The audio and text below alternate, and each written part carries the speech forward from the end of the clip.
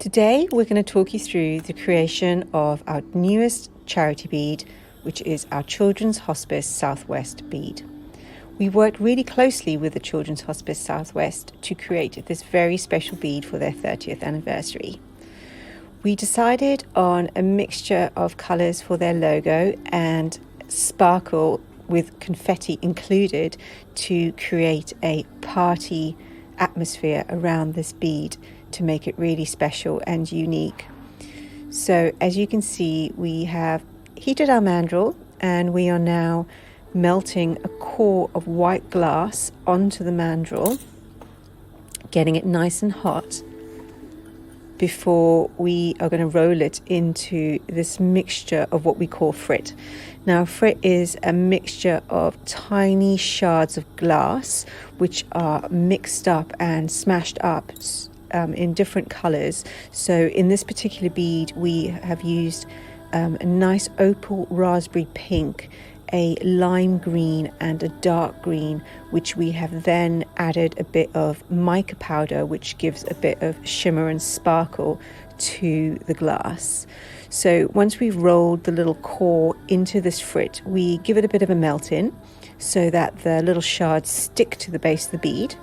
And now we're simply going to encase the bead in clear glass. What this does is creates a really nice field of depth within the bead. So it'll be like looking into a little snow globe filled with different coloured glitter. We get this nice and hot so that the bead will start to take shape of a Nalu bead. So this mould that we've just used has been bespoke made for Nalu. It's really difficult to make loads of beads and get them all consistently the same size and shape without the use of a special tool like this. It just makes life a whole lot easier.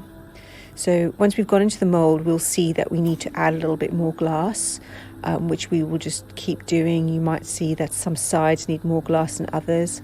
Once we've got the glass on, we get it nice and hot again before going back into the roller to get the shape just right.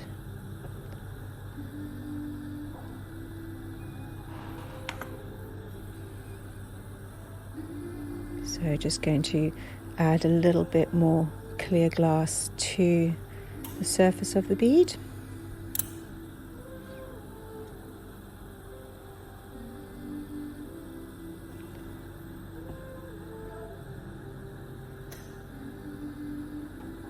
Okay, that looks about right.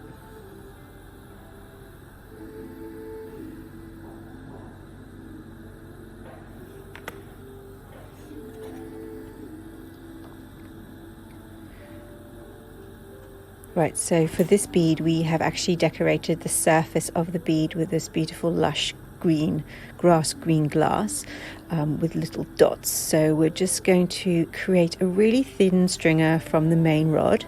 So we heat the rod up before attaching it to the end of the mandrel and just pulling it to make a really thin stringer, as you can see on the end of the rod.